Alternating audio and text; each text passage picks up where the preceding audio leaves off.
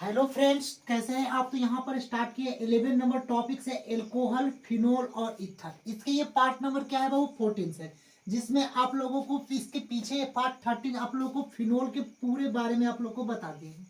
अब यहाँ पर पार्ट नंबर 14 से ये इसका आप लोग को ईथर के बारे में समझाएंगे कि ईथर होता क्या है, ईथर का सामान्य ईथर क्या होता है या इसके कैसे ईथर बनते हैं, इसके सारे बारे में आप लोग को यहाँ पर हम पार्ट 14 में बताएंगे।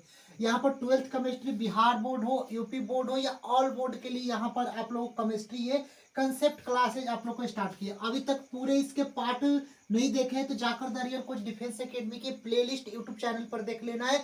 वहां पर टोटल अभी आप लोग को 75 वीडियो देखने को मिलेगी, यानी कि जिसमें आप लोग को 4 ऑर्गेनिक टॉपिक्स यहाँ पर कंप्लीट करा चुका हूँ। सबसे पहला टॉपिक्स आप लोग का हाइलो एल्केन तथा हाइलो एरिन्स, उसके बाद एमिन टॉपिक्स कंप्लीट करा चुका हूँ। इसके बाद ये एल्कोहल, फिनोल और ईथर, ये टॉपिक्स यहाँ पर हम कराने अभी जा रहे हैं। उसके बाद आप लोगों को पी ब्लॉक और डी ब्लॉक और एफ ब्लॉक ये सारे कंप्लीट करा चुका। अब आते हैं हम ईथर के बारे में यहाँ पर कंसेप्ट समझते हैं।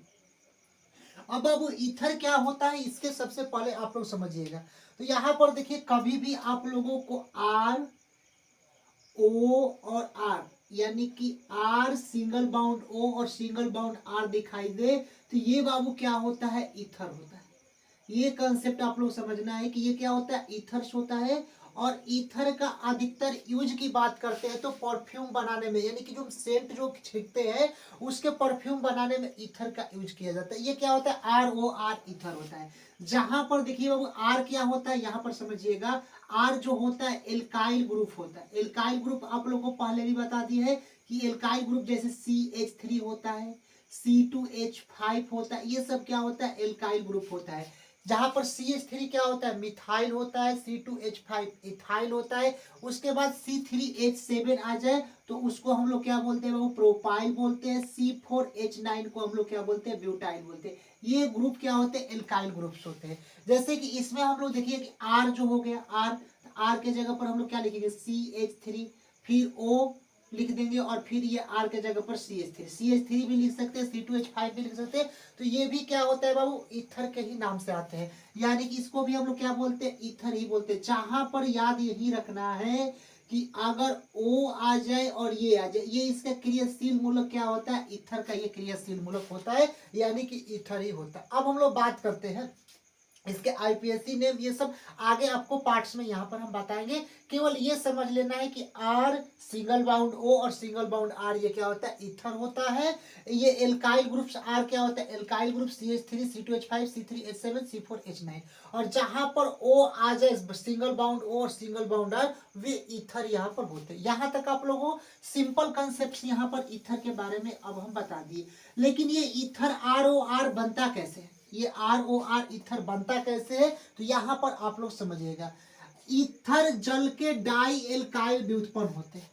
अब हम लोग बात करेंगे कि जो ईथर होते हैं वह जल के डाई एल्काइल व्युत्पन्न होते हैं। यानी जो ईथर ईथर जो होते हैं वो जल क्या होते हैं, वो H2O, और इसके क्या होते हैं, एल्काइल व्युत्पन्न होते हैं। यानी जो ईथर जो H2O है, H2O को क्या लिख सकते हैं, H और OH लिख सकते हैं कि नहीं लिख सकते। ये जो H2O बाबू होता है इसको H और OH लिख सकते हैं, क्योंकि H और H क्या हो गया, H2 और O, यानी कि H2O हो गया, तो इसको लिख सकते हैं। तो वही लिखा गया कि ईथर जल के डाई एल्काइल व्युत्पन्न होते हैं, अर्थात जब जल में उपस्थित दोनों हाइड्रोजन परमाणुओं का प्रतिस्थापन एल्काइल समूह द्वारा कराया जाता है तो ईथर प्राप्त होता है। यदि ईथर ये जल H और OH, यानी H और OH क्या होता है, H2O जोड़ेंगे तो H2O होगा।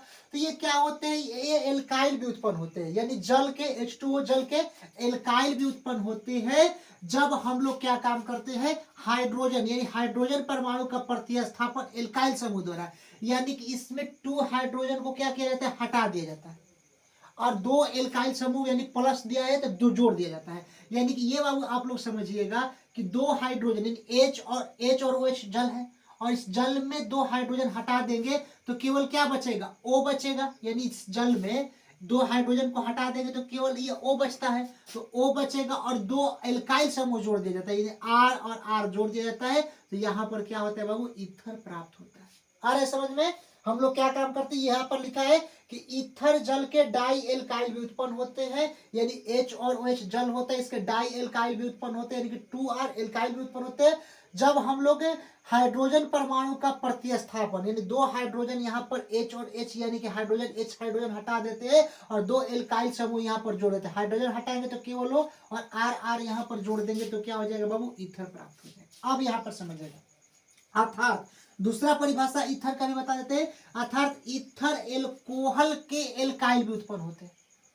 जब एल्कोहल में उपस्थित हाइड्रोजन परमाणु का प्रतिस्थापन एल्काइल समूह द्वारा कराया जाता है तो ईथर प्राप्त होता है। अब हम लोग बात करते हैं कि एल्काइल यानी कि अर्थात ईथर एल्कोहल के एल्काइल भी उत्पन्न होते हैं। एल्कोहल का सूत्र क्या होता है, ROH, इसको हम लोग क्या बोलते हैं बाबू, एल्कोहल बोलते हैं। यहाँ पर दिखाई दे रहा है, पहले देख लेते हैं,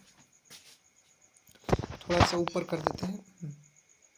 अब समझिएगा कि इसमें बाबू समझिएगा कि जो R और OH होता है, यहाँ पर थोड़ा भी और आपको बता दूं कि जो R और OH होता है, जहां पर OH आ जाए, पहले भी बताया हूं क्या होता है, OH ये आता है एल्कोहल होता है, तो ये ROH क्या होता है बाबू, एल्कोहल होता है, यह ठीक है, एल्कोहल होता है। तो जब ROH जब एल्कोहल को यानी देखें ईथर एल्कोहल के एल्काइल भी उत्पन्न होता है, यानी कि जो एल्कोहल OH होता है इसमें हम लोग क्या काम करते हैं कि हाइड्रोजन का प्रतिस्थापन कराते हैं, यानी हाइड्रोजन जो H है इसको हटा देते हैं और इस हाइड्रोजन के जगह पर R एल्काइल समूह जोड़ देते हैं। तो ये जो R है तो R बाबू लिख दिए और O है तो O लिख दिए।